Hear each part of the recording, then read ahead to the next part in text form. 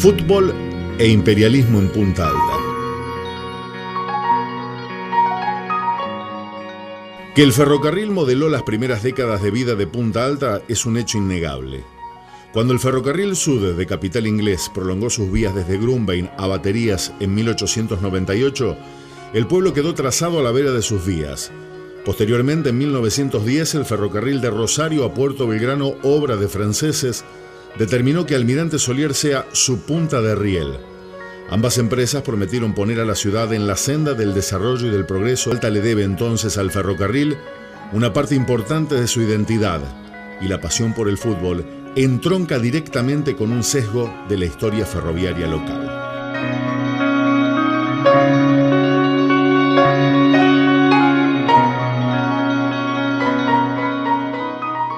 La previa, fútbol e ingleses. Nunca los ingleses fueron demasiado numerosos en la Argentina. Frente a los millones de italianos y españoles que llegaron al país en la época de la gran inmigración entre 1880 y 1930, y los cientos de miles de alemanes, árabes, centroeuropeos, franceses, etc., los casi 30.000 súbditos británicos existentes en la Argentina en 1914 aparece como mínimo. No obstante, su influencia económica y cultural no estuvo en relación con su número. Desde el té de las 5 de la burguesía, acompañado de scones y biscuits, hasta el culto por los deportes, el tenis, el boxeo, el golf, el polo, el rugby y, por supuesto, nuestro deporte más popular, el fútbol.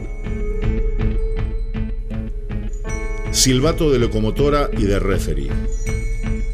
Durante la segunda parte del siglo XIX en Inglaterra, el fútbol, al igual que muchos deportes, experimentaron una masiva tasa de popularidad. Esto fue en gran parte un efecto de la revolución industrial, que atrajo a la gente de ciudad y de fábricas privadas hacia las actividades externas. La recreación se volvió común y la gente empezó a hacer deporte el domingo, además de sus actividades religiosas. Poco después, las competiciones amateurs se volvieron ampliamente populares entre los trabajadores británicos. Los comerciantes, marineros y trabajadores llevaron el deporte por todo el mundo, especialmente a las colonias, junto con los llamados beneficios del progreso: ferrocarriles, aguas corrientes, puertos, el libre comercio. Fue parte de la tarea civilizadora autoimpuesta y en la que ellos creían firmemente. Rudyard Kipling la llamó sin ironía The White Man's Burden, al castellano, la carga del hombre blanco.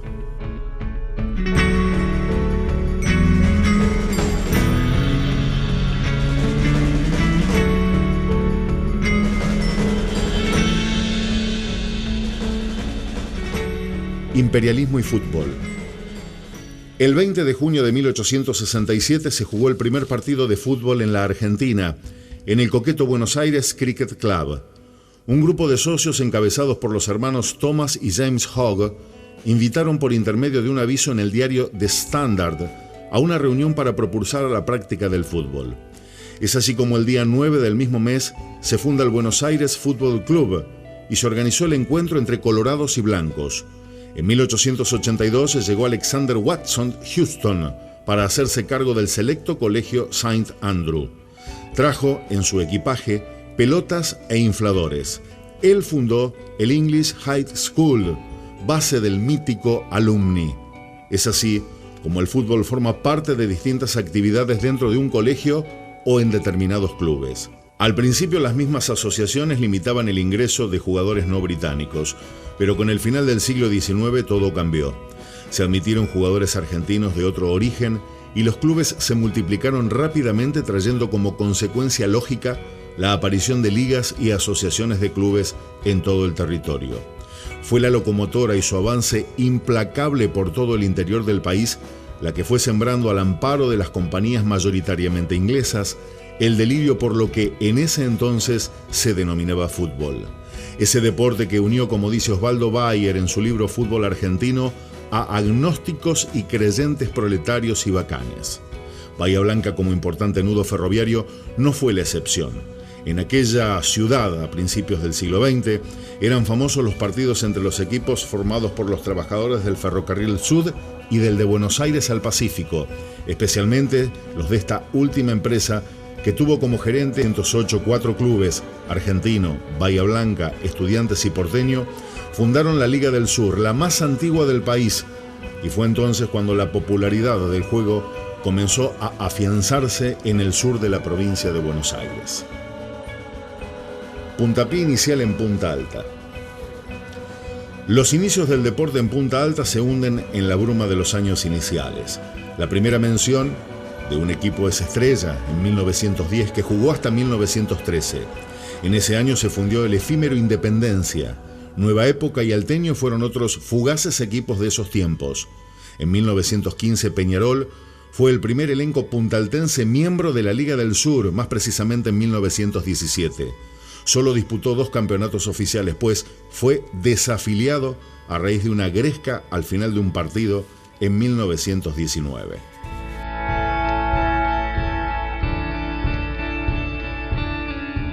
Club Rosario Puerto Belgrano. A raíz de la desaparición de Peñarol, marcada tanto por la sanción legal como por la venta del terreno donde estaba la cancha, propiedad de la Sociedad Española, varios jóvenes futbolistas que militaban en equipos bahienses por no tener uno propio en Punta Alta, decidieron fundar un club. Fue el 3 de abril de 1920. Según consta en el acta número 1, reunida la Asamblea General, se decidió dar el nombre a la institución de Club Atlético Rosario Puerto Belgrano, a propuesta de Dionisio Monti, que era el técnico que secundaba por entonces al ingeniero Lucien Capelle en la prolongación del ramal francés entre Almirante Solier y Bahía Blanca. Esta propuesta fue tomada con cierta naturalidad, pues era normal en esa época denominar a los clubes de fútbol con los nombres de las empresas ferroviarias. Esto se debía a que o eran los clubes de empleados de dichas empresas o necesitaban algún tipo de apoyo, aunque fuese mínimo, para camisetas, pelotas y, sobre todo, conseguir un terreno donde ubicar la cancha. El país está lleno de ejemplos que aún subsisten. Algunos de ellos, por ejemplo, Ferrocarril Oeste en la ciudad de Buenos Aires, el Club Atlético Midland de Libertad en el partido de Merlo, provincia de Buenos Aires, Central Córdoba en Rosario y en Santiago del Estero, Ferrocarril Sud de Tandil, Rosario Central por el Ferrocarril Central Argentino y en Bahía Blanca, Pacífico. En esa reunión inicial se aprobó la moción de Luis Calvacanti acerca de los colores de la camiseta, mitad derecha negra y mitad izquierda roja, similar a la actual de Colón de Santa Fe y a la inversa de la que hoy luce Sporting. Fue a principios del año 1921, cuando el club se colocó oficialmente bajo los auspicios del ferrocarril francés. Se solicitó a la administración del ferrocarril en Rosario la autorización para usar parte de la estación Solier como vestuario, como también la cesión de un solar en Ciudad Atlántida, contiguo a las vías para la práctica ferroviaria. Fue entonces cuando el flamante club cambió los colores de su camiseta para volverla afín a la bandera tricolor francesa. De este modo, el Club Rosario Puerto Belgrano quedó indisolublemente asociado al ferrocarril homónimo. Bueno, yo soy Guillermo Carlos Paulesi, nacido el 13 de noviembre de 1932. Hice todo lo normal que se hacía en aquel entonces, de ir a la escuela primaria, y después, terminando la escuela primaria, entramos a trabajar en la escuela de aprendices. En el año 47 ya empecé a practicar fútbol en Rosario, Puerto Belgrano, en 6ª división, porque lo había hecho ya mi padre, mi tío Alberto, eran que ya venían con 3 partidos en un torneo preparación. El año 54, cuando vengo del servicio militar, empiezo a practicar con la primera. Y el primer técnico que tuvo Rosario se llamaba Aurelio Bonar y me incluyó de wing derecho, integrando una delantera con Martínez, Néstor Martínez, yo, Rolón, Cabeza y Priori. ¿Qué es el fútbol para usted? ¿Es pasión o simplemente diversión o deporte? Y desde que empecé a jugar, para mí es fútbol pasión. Jugar tal fútbol es una cosa inigualable. que uno empieza de chico y después llega a los momentos que va creciendo si tiene condiciones, y si no, para que la gente vaya a la cancha. Yo he jugado con canchas que estaban llenas acá en la Liga del Sur. Vos lo jugabas con corazón, con corazones, sin pensar en una retribución, a no ser que con el tiempo te obligan a recibir una remuneración. Pero para mí el fútbol es la pasión de mi vida. ¿Qué significa Rosario para usted? ¿Es solamente un club de fútbol? Rosario vivió toda mi familia, mi padre, mis tíos, después vinimos yo y el Bubi, mi hermano, que gracias a Dios está en el cielo, y después vino con el paso del tiempo, mi hijo mayor jugó en Rosario, y ahora tiene él al hijo jugando en las divisiones menores de Rosario. Es una dinastía, y acá esta dinastía de los Paulucci se da en dos lados: la dinastía de los Mussini y la dinastía de los Paulucci. Futbolistas destacados de Rosario. Para mí, el mejor jugador de Rosario fue Luis Heredia, de toda la historia. Luis Heredia, porque los que venían a jugar de afuera no eran del club. Luisito Heredia empezó en el club en 6ª división y terminó en primera, jugó en el equipo de la Liga del Sur, salió campeón argentino en el año 41 en Tucumán, y para mí, como amigo, que después lo tuve como amigo, yo lo reemplacé a él. Él dejaba el fútbol y yo lo reemplacé de 8. Y después dirigió a las menores de Rosario. Y después, cuando él se fue, yo la agarro justo que en Sporting agarra a Báez. Y Báez en Sporting.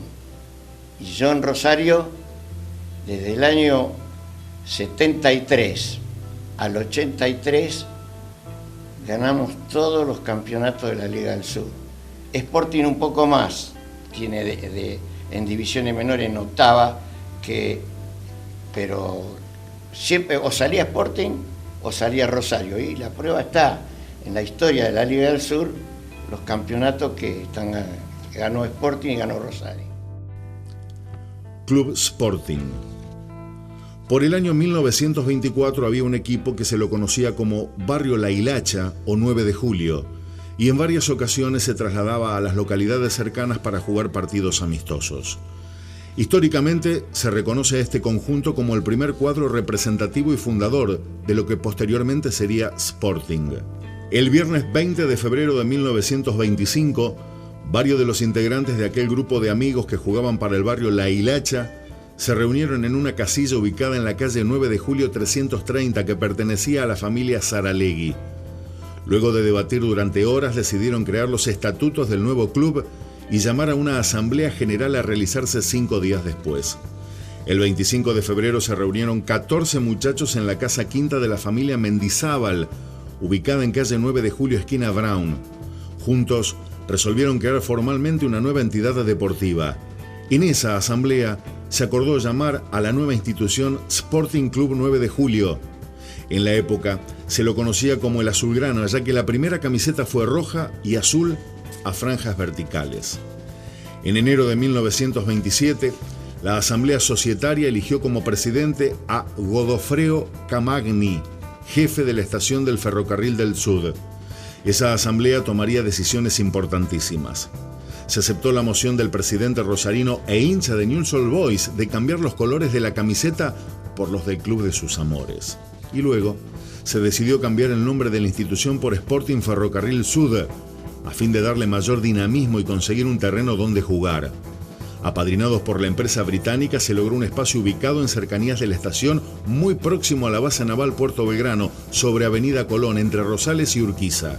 La asamblea del año siguiente nombró como presidente honorario de la entidad al ingeniero Alberto Flores, entonces administrador del Ferrocarril Sur.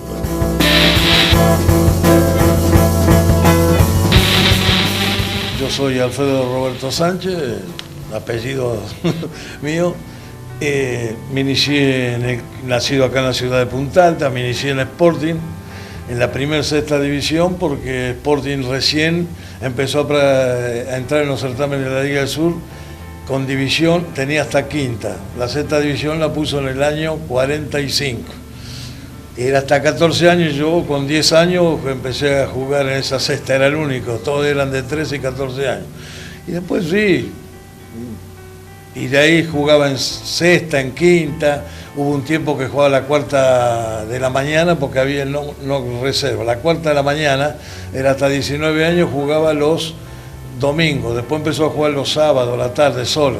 Y nosotros los de Z jugábamos con la... Y por allá me ponía el director técnico, le faltaban jugadores que no se levantaban, empezaba muy temprano la cuarta y yo era chiquito, pero siempre nos ponían algunos de nosotros, o sea que jugaba 2 partidos, uno tras el otro. ¿Qué es el fútbol para usted? ¿Es pasión o simplemente diversión o deporte? Pasión porque jugué, lo viví, me jugaba. Ahora lo que pasa es que uno es la suerte. Yo soy un agradecido de fútbol, tuve mucha suerte. ¿Por qué suerte? Lo digo porque donde fui, si fui allá, que estoy hablando de Costa Azul, los 2 años que fui campeón, fui a la Liga Tres Arroyos, los 2, gané todo. Después dejo, que no lo voy a decir, me vienen a buscar de Algarrobo para a la Liga Juventud Agraria, que nunca había ganado un campeonato, tenían varios jugadores que todavía podía jugar y fui allá y los iban último y terminamos segundo. Y después fui 4 años más, ganamos 3 campeonatos consecutivos, la primer Copa Challenge que se llamó, 3 años consecutivos, 5 alternados. O sea que salí 4 y dirigía la reserva y salimos campeones en los últimos reservas. Y a veces me hacían jugar en la reserva porque yo mismo formaba el cuadro y no jugaba en primera, muchos partidos. Y después me vine acá a dirigir, se imagina, vine acá después a Sport. Había estado jugando como 20 años con los 2 que tuve en Tres Arroyos. Vengo acá, estoy creo que 13 o 14 años de director técnico de la primera y la reserva. Campeón con Sporting de primera, la reserva que como decía Capaglucci, iba la gente temprano, un orgullo, no sé cuántos campeonatos gané. Si yo me acuerdo el trío, la delantera podían jugar cualquier primera, Juan Carlos Arrieta, Carlos Oberti y el Mono Brun, eran de lujo para jugar, ¿no es cierto? ¿Qué significa Sporting para usted? Y para mí todo, porque imagínense, como le digo, 20 años defendiendo al club, 2 años no estuve acá, pero lo mismo, sigo de Sporting. Vengo como director técnico, 13 años, desde revisé primero. Comisión directiva, tuve revisor de cuentas, vocal, estuve varios años. Después, presidente del club, 3 veces, gané las elecciones, 3 veces. Campeón también como presidente del club. Esto por eso digo, tengo suerte, la suerte. Y todavía como digo, porque todos, perdónenme siempre que me expreso, que no saben la otra. Jugué 3 años a la pelota paleta y dejé por el fútbol.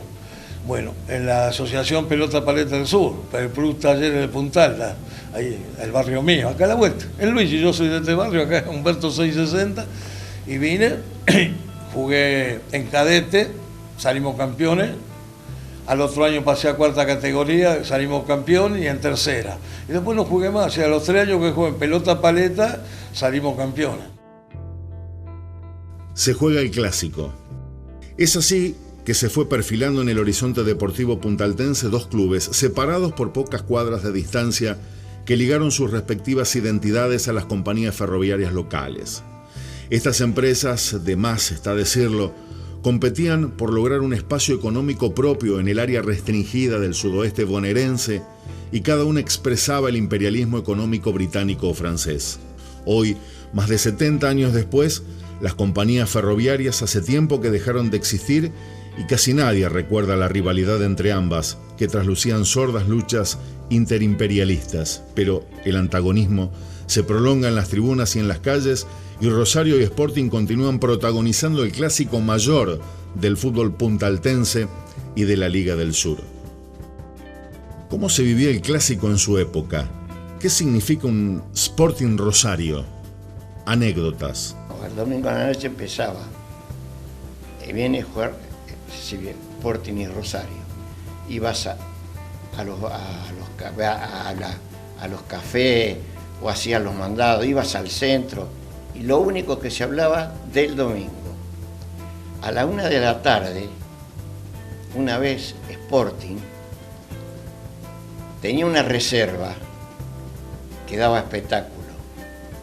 La tribuna oficial de Sporting, a la 1 de la tarde, me la regalaron la foto, por eso lo hablo.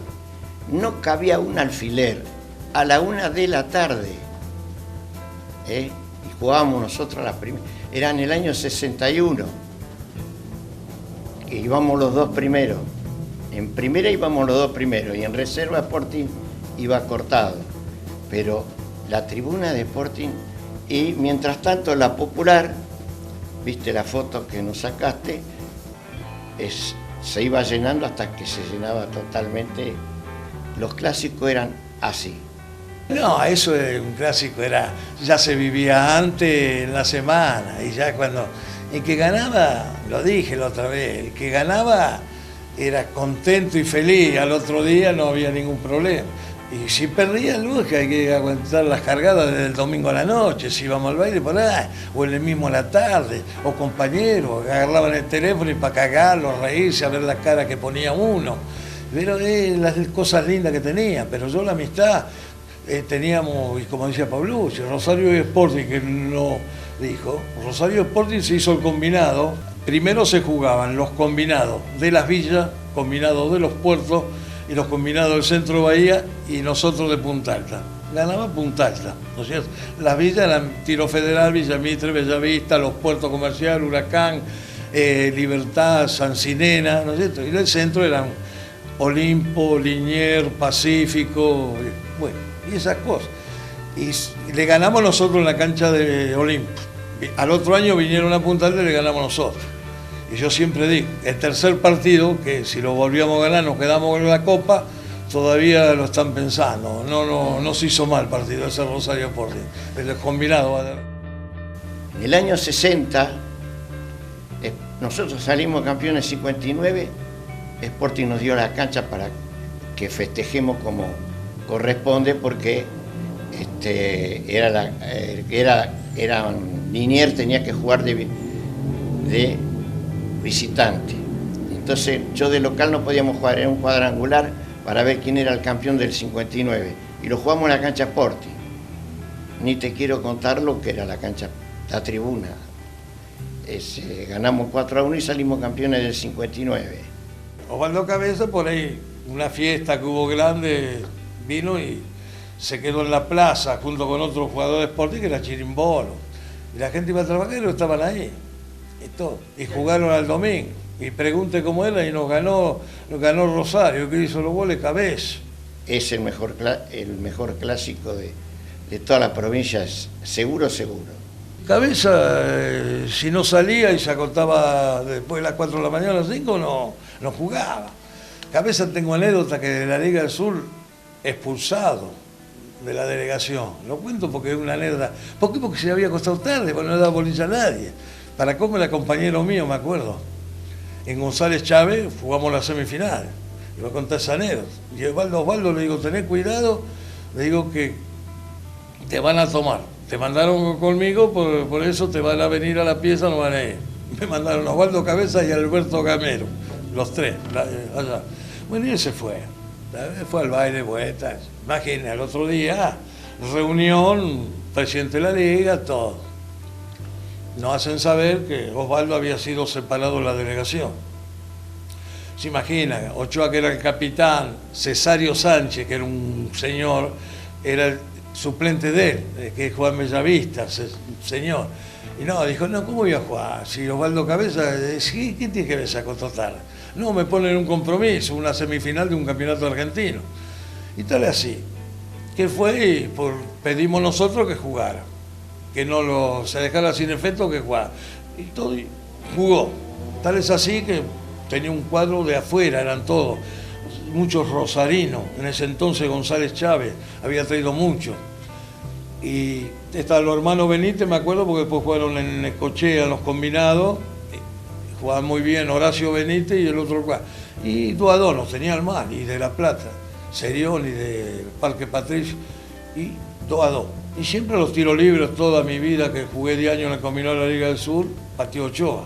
Ninguno, ya la pelota era de él y los pateaba bien y todo. Y ese día Duadó. Y Osvaldo Cabeza, no sé qué fue, al lado del área lo veo dibujado en la cancha de Independencia de González Chávez, y esto le estoy hablando año 1956. Le pidió la pelota, y Ochoa teníamos buena relación con él, jugábamos en el Quequén, en todos lados. Y claro, se quedó, te llamó, porque era el técnico, le había dicho que pateara él, y era el que tenía. Y pero bueno, y me acuerdo que me arrimé yo y le digo al Vasco, le digo, Julio, déjalo, digo, entra cosa nuestra, mira, como lo habían echado, ¿viste? Y vino déjalo, se tiene fe. Me dice, Vasco, déjame, me tengo fe, era pegado a la línea. Y fue y la coloca. Fue gol, ganamos 3-2. Se imagina, nosotros contentos, y Osvaldo Cabeza le había perdonado la vida al presidente de la Liga, de delegación de allá, y me acuerdo que si fuera hoy, le dijo al presidente y a todos, ¿vio? Y ustedes que me querían echar, si no juego yo no ganan.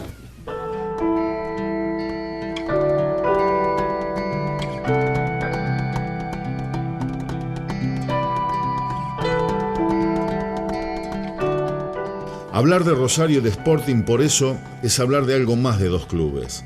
Es hablar de la época en que nacieron de la punta alta de los años 20 del siglo pasado y de la sombra siempre presente en ese entonces de los capitales extranjeros en la ciudad. Tanto el ferrocarril del sur de origen inglés como el francés Ferrocarril Rosario-Puerto Belgrano dejaron en la ciudad algo más que restos materiales que hoy están en desuso o en ruinas. Dejaron una perspectiva de porvenir, un sueño que proyectaron a futuro y conjuntamente modelaron costumbres y mentalidades. Hoy, cuando los ferrocarriles en punta alta son un recuerdo, el silbato de la locomotora es sustituido por el del referee y en vez del rodar de las ruedas sobre el riel, se aprecia el de la pelota sobre el césped. Pero algo del espíritu ferroviario todavía campea en un Sporting versus Rosario, donde la rivalidad de las dos compañías ferroviarias se expresa ahora en el campo de juego donde se disputa un clásico puntaltense.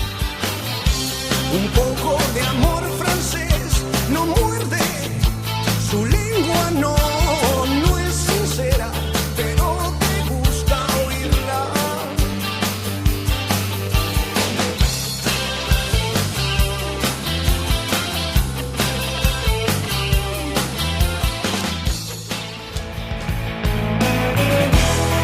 Banderas en tu corazón.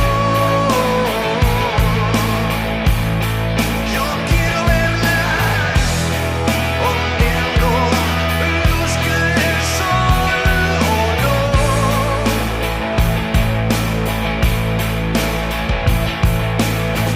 Banderas rojas, banderas negras, del lienzo blanco en tu corazón.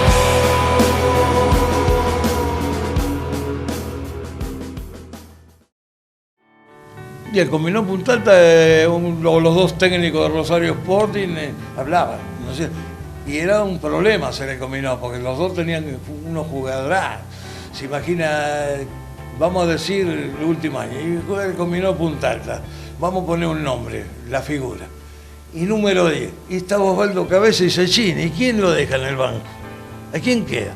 De Win izquierdo está el Petizo García, por el jugar el Pecoso Swing, Brite, y el Petizo García era un genio. Ese fue uno de los grandes jugadores. Osvaldo Cabeza, con esos 50 kilos, era ya. Y cuando empecé, que me puso el combinado, mi papá, como esa gente de antes, los padres de antes, siempre de usted, me acuerdo como si fuera hoy acá, a pocos metros de acá, en Humberto al 600 que vivía, habíamos venido del campo, me cerró la puerta de la cocina, solo los dos, y me dijo, mire, no sé si juega bien o mal, pero la gente está hablando. Lo único que le pido, que no me entere que le pide plata al Club Sporting. Si Sporting le da, la agarra. Si Sporting no le dice nada, juega lo mismo. si necesita plata me la pide a mí, que yo soy su padre, que a mí Sporting le di mucho, y los amigos míos todos hemos hecho el club. Y eso fue lo que me sirvió después en la vida. La tribuna esta de Rosario Puerto Belgrano, 8 días tardaron en traerla por la calle para armarla, porque era que estaba son todos entonces, y es así se construyó esta tribuna. Y Sporting no, Sporting ya hizo de cemento. Esta es un primer tiempo de algún partido. No, y esta era cuando la tribuna, que yo era pibe, iba cuando era chiqui. Y Sporting en el 35, creo, el año que nací yo, hizo la tribuna. Sí. Y me acuerdo más o menos, pues he leído la historia, el ingeniero Flores, y estaba Palaciano, y justo aquí en el Museo Histórico que estoy hoy, Cabristo Barbieri, él fue uno de los arquitectos que estaba ahí, él estaba. Y esta foto es esta de la tribuna, en el año 38, y es copiada de la cancha de blanco y negro de Coronel Suárez, esto, con la visera. Que tal es así que Sporting en el año 38, que se inauguró la cancha, trajo a jugar a blanco y negro, acá.